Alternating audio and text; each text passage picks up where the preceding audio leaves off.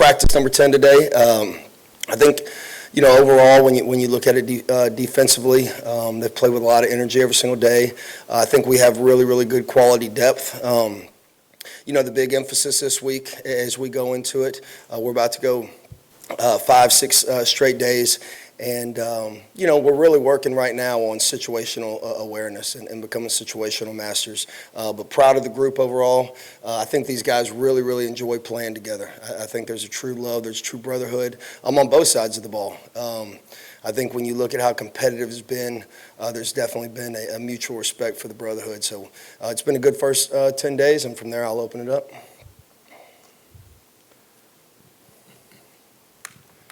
Blake, just your assessment of your safety play so far through camp. Yeah, so it's usually the burning question, and rightfully so. I've been really, really pleased with those guys. I think Coach Olson and Coach Joseph, one, it helps being in year two. And then two, I think with the additions of Tamarcus Cooley and A.J. Halsey, it's been really, really good, especially with A.J. He's played a lot of football. He's extremely instinctual, one of the most instinctual players I've been around. So him just having that awareness in the communication. But when you look at the depth in that room, again, we talk about Deshaun Spears, Toviano, Jordan Gilbert.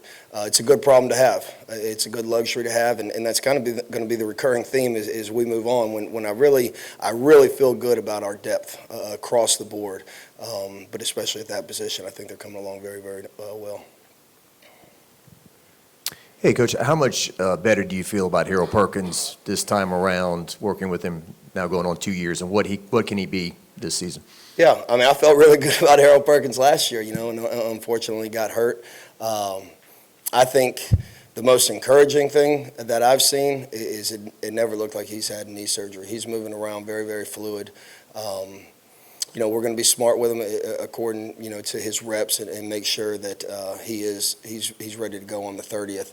But he's just so dynamic. I think out there in space, when you see his ability to close, if there's a check down to the flat or obviously coming off the edge or even internally, he just has a sixth gear that not many guys in college football possess.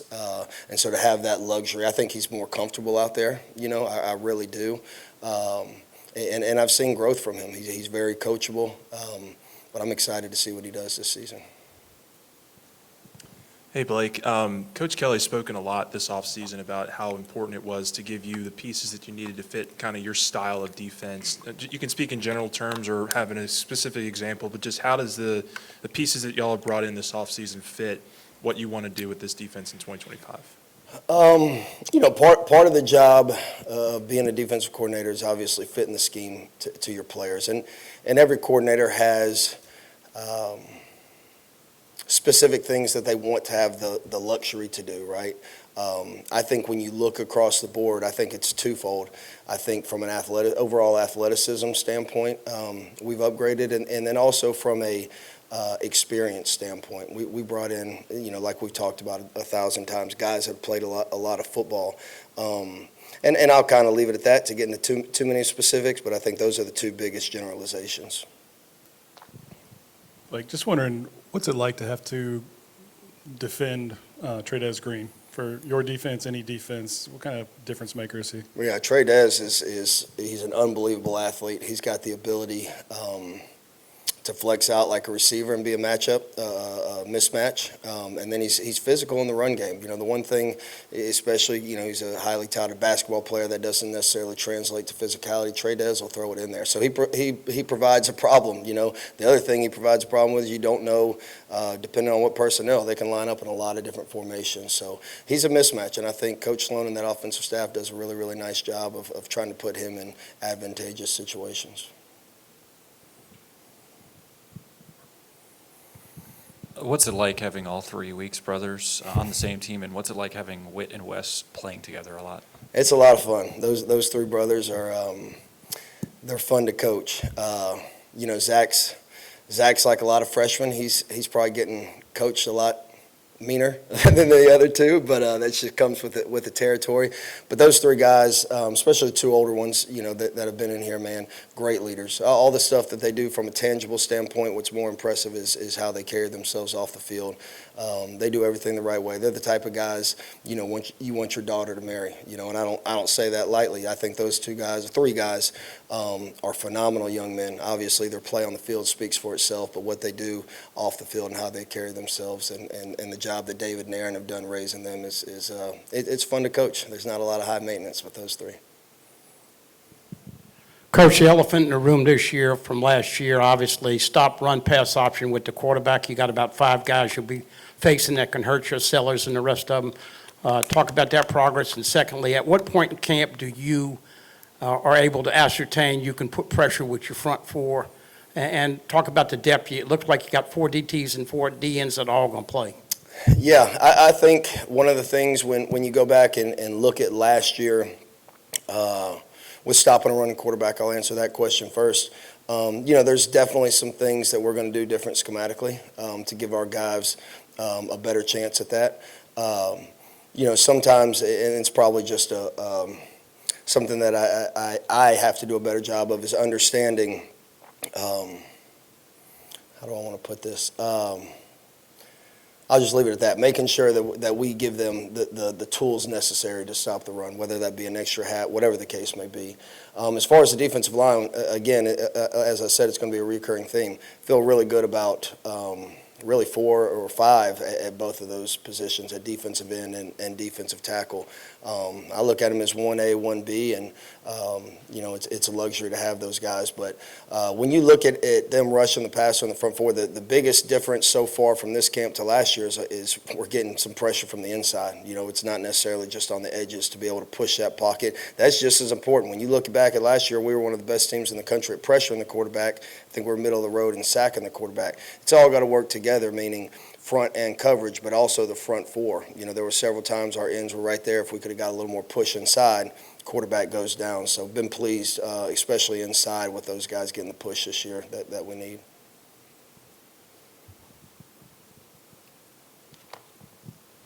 Coach, early impressions Like of your hat, man. Oh, thanks, appreciate it. Early impressions of DJ Pickett. What have you seen from him through the first 10 days of camp? DJ has grown so much from when we had him in bowl practices to spring practice to now. 10 days in, he's a freshman. There's been some days where we got to continue to work on his consistency. But the biggest improvement from spring to fall has been his physicality. He has done a really, really good job tackling this fall. In the spring, there were some moments where, and again, he's put on, 20 pounds or something like that since he's been here. So the weight room's going to build confidence from that standpoint. But I've been more impressed with his physicality so far than the coverage skills and stuff. He's always had that, and he's gotten better. Don't get me wrong, but his physicality he's turned it up a notch this fall camp. Coach, is there a play call or two you wish you had back from last year, or game planning? And what do you think made your team improve as it did toward the end of the season? Yeah, I mean. Unit. Yeah, any coordinator that came up here and says he doesn't wish he had a call back is lying through his teeth. There's some that definitely stick out more than others. The thing, again, kind of answering the question earlier, I think I got a better feel as our personnel as the season went on, and I think that's kind of why we improved. There's some things that we did that weren't necessarily in my DNA later in the year, but again, as a coordinator, you got to adapt to what you have and adapt to the schemes that you're going to see, and I think that's what we did good as a defensive staff as the year rolled on. Coach, with your linebacker room, you've been able to sort of rotate guys in and out of those first-team spots. Like Keelan had some first-team reps. Tylen Singleton's made some nice plays. Like, how do you think the depth of that room has sort of come together behind, obviously, the Weeks brothers and Harold?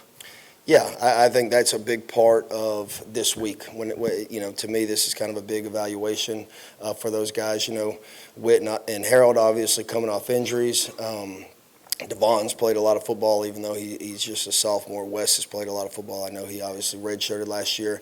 So I want to get an evaluation on those younger guys and how they're doing, not just necessarily against who they've been going against on a daily basis. Throw them out there with the ones and the twos. You never know how a guy's going to elevate his game until you put him into that situation. And I'd much rather do it now and see how they respond than, first or second, third game of the season. So that's kind of the premise behind that. But I've been pleased with those guys, man. I'm on them hard. It's a prideful group. Those three freshmen in particular. I'm coaching them probably harder than anyone on the field, and they're probably about sick of me by now. But they keep showing up every day and coming to work. So that's all we can ask. Coach, Bernard Gooden has been flashing a lot, very twitchy off the ball really fast. What is it for him in the run game specifically with his size, but yet being able to push the pocket in the interior that you've seen and liked? Yeah, I love. That was a great pickup. Bernard Gooden has been a joy in every sense of the word to coach. He is high energy. Y'all probably hear him more than anyone on the field. But in today's game, you even look in the NFL, there's not many, a lot of really, really successful defensive tackles are going to be between 280 and 305 pounds. The thing that he does really well, because he is so twitchy and has such good get-off, his second foot's in the ground before the offensive lineman. So even though he might be giving up 30 pounds, he's able to get leverage and get power, and the offensive lineman doesn't have his second foot in the ground. So, one of the things that we did through the evaluation process, obviously being an undersized guy, is really evaluate him hard against the run, and we really liked what we saw, and we really, really like what we see up to this point. He's done a great job creating havoc and holding point. You already talked about the depth you feel like you have at tackle and linebacker. It's, I think, sometimes even tough to tell like who's ones and twos right now because you're rotating so much. Is part of that right now still, are you still evaluating guys for starting positions, or is it just all experience for these guys right now? It's a combination of both. It's a really good question. Like right now, how many times do we have the same 11 guys on the field throughout a practice? It's probably pretty rare if you were to sit there and chart it. Again, part of it is to evaluate him as a starter. Part of him to evaluate is to see, okay, when this guy gets thrown in with the other, quote unquote ones, how does he respond? Some guys elevate their game, some guys don't. And then again, there is a lot of positions that are genuine, and this is not coach speak, that are genuinely up in the air right now. And that's a positive. It just speaks to the quality of depth that we have. But across the board, I mean, to sit here and say, I would say there's very few bona fide starters that I'm going to say, okay, this guy on the 30th is going to be the first one out there. And that's a good problem to have. It's competitive depth. I've been so impressed with how all these guys are working together too. They are striving together to become the best defense they can be. There's no pettiness. There's no, I'm not going to tell you to check because I want your job. You know what I mean? So it's been encouraging. This might kind of play in with that, but just my question, I'm curious about the assimilation of the team. You talked about the new pieces that you got. Why was it right? Brian talked about it being the right time for that. Why is it right? How did it work out? And then what is it like from a coaching perspective working with Kyle as well for the first time? Yeah, this, again, we haven't lost a game yet, but this is one of the most fun defenses I've ever coached. It is a group of guys that are all pulling the rope in the same direction. And again, that came through the evaluation process, whether it be freshmen or portal guys. I think Coach Kelly's built a tremendous culture here, and those guys became one of us. It wasn't a mercenary here and a mercenary there. They all came together very, very quickly. And so it's been fun. It's an unselfish group. Coach Williams has been a blast, man. It's fun picking his brain about stuff on the field and then stuff off the field. He's in the league for 13 years and kind of just telling old training camp stories right now and stuff. He's a joy to be around. He's been very, very fun to work with. Hey, Blake. Dominic McKenley, just how different of a football player is he from this time last year to today? Yeah, I think he's a lot more confident. obviously we didn't have them last spring, and it's hard. Some guys pick it up quicker, some don't, but when you haven't been here in spring and your first acclimatization is fall camp, sometimes it takes a little bit longer. And he's still making strides. He's improving every single day, but I think more than anything, if you were to ask any guy too, just year two in the scheme, he's not thinking about, oh, what do I do on this call, what do I do on that call, which allows him to play faster and more confident. But again, I think it's been talked about. Bruce Feldman's freak list, he was top 10 or whatever. The weight room, as much as anything, builds your confidence out there on the football field, and I think that's starting to show up. Coach, as a guy's got to scheme and go up against opposing quarterbacks, when you see Garrett Nusmire at practice and the way he's running and directing the offense, what do you see out of him as the leader of this team? He's a pain in the butt. I know that. He's a really, really good player. He's very smart. He does a phenomenal job understanding coverage and how to look that coverage off.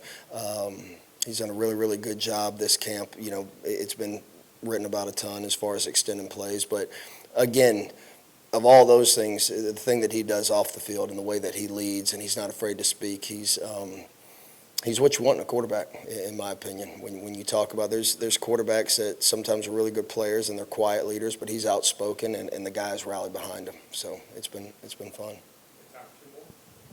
Blake, Jacoby, and Gilroy, Whitweeks, Harold Perkins, all coming off injuries. How do they look? And do you feel like now this is the fit with Perk and Star?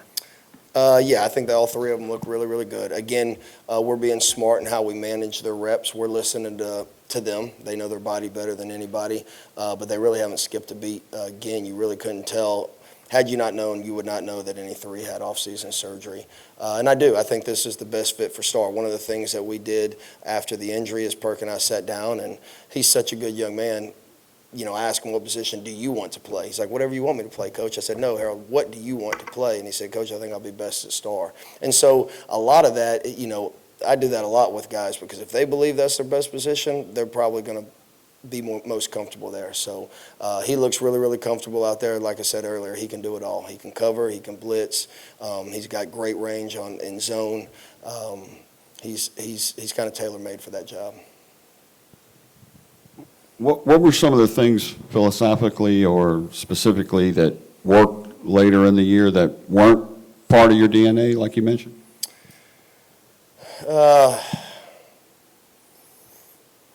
Yeah, I don't necessarily want to put it out there, just from future game planning opponents. So,